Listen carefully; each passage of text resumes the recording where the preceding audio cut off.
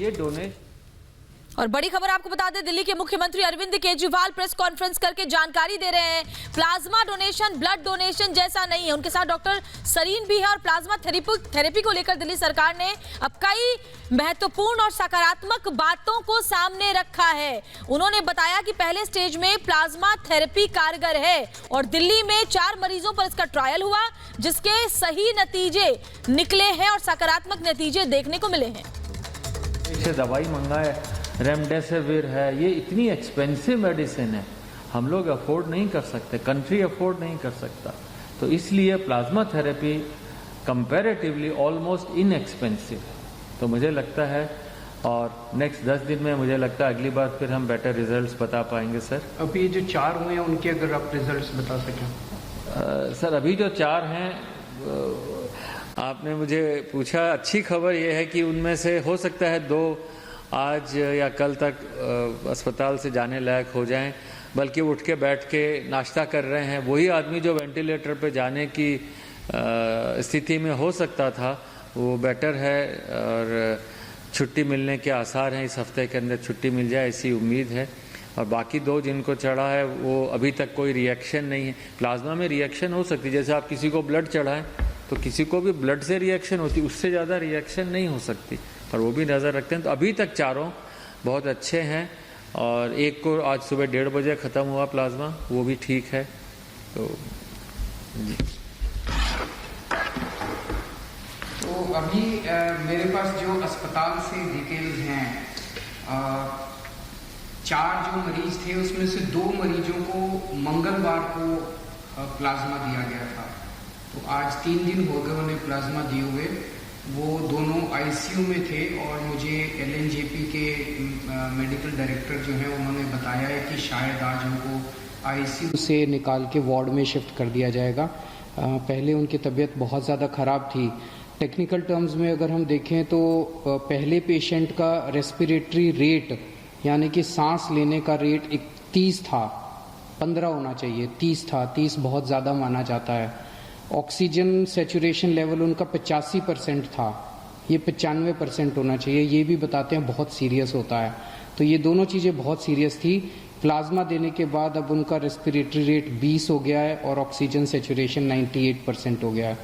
इसी तरह का इम्प्रूवमेंट 4 मरीजों में देखने को मिला है, जिसमें उनका रेस्पिरेटरी रेट और ऑक्सीजन सेचुरेशन लेवल इम्प्रूव हो गया है। तो मंगलवार को जो 2 पेशेंट्स आईसीयू में थे और काफ़ी सीरियस हालत में थे, आज उन्हें शायद आईसीयू से छुट्टी मिल जाएगी। और जो 2 पेशेंट्स हैं बाकी उनको कल दिया गया है प्लाज्मा और अभी 24 घंटे में ही उन्होंने काफ़ी अच्छे रिजल्ट्स दिखाए हैं और उम्मीद है कि ये भी काफ़ी अच्छे रिकवर होंगे। आज 2 या 3 और पेशेंट्स को दिया जाएगा। और इसके अलावा एक कोई प्राइवेट हॉस्पिटल है जिसने भी प्लाज्मा थेरेपी की है और उनका पेशेंट जो है वो बहुत सीरियस हालत में था, उसको अस्पताल से ही छुट्टी मिल गई है। आईसीयू से भी छुट्टी मिल गई, अस्पताल से भी छुट्टी मिल रही है शायद आज। तो वो उसका भी अच्छा नतीजा आया है। तो जैसे मैंने कहा, अभी तक हमारे को लिमिटेड ट्रायल्स के परमिशन केंद्र सरकार से मिली थी। केंद्र सरकार ने हमें ये परमिशन दी थी कि आप केवल एलएनजेपी के सीरियस पेशेंट्स के ऊपर प्लाज्मा थेरेपी ट्राई करिए और हमें नतीजे बताइए, फिर हम आपको बाकी दिल्ली की परमिशन देंगे। तो अगले 2-3 दिन और हम ट्रायल्स करेंगे और उसके बाद नेक्स्ट वीक हम लोग केंद्र सरकार को पूरे दिल्ली के सीरियस कोरोना के पेशेंट्स को प्लाज्मा थेरेपी देने के लिए अप्लाई करेंगे कि पूरे दिल्ली के सीरियस पेशेंट्स को प्लाज्मा थेरेपी देने की हमें इजाज़त दी जाए। मुझे उम्मीद है कि वो भी इजाज़त हमें जल्दी मिल जाएगी। तो उसके बाद दिल्ली के किसी भी अस्पताल के अंदर कोई भी कोरोना का अगर सीरियस पेशेंट है उसको हम ट्राई कर पाएंगे, उसको हम प्लाज्मा थेरेपी दे पाएंगे। फिर से मैं कह दूं, ये इनिशियल नतीजे हैं। अभी कोई हम ये ना सोचें कि इसका कोरोना का इलाज मिल गया और ऐसा कोई इनिशियल नतीजे हैं। इनिशियल नतीजे बहुत उत्साहवर्धक हैं। एक उम्मीद की किरण नज़र आ रही है और मैं वैसे तो ज़िंदगी ऊपर वाले के हाथ में, और हम हमेशा कहते हैं, सभी डॉक्टर्स भी कहते हैं कि ज़िंदगी ऊपर वाले के हाथ में। हर डॉक्टर पूरी कोशिश करते हैं अपने मरीज को बचाने की।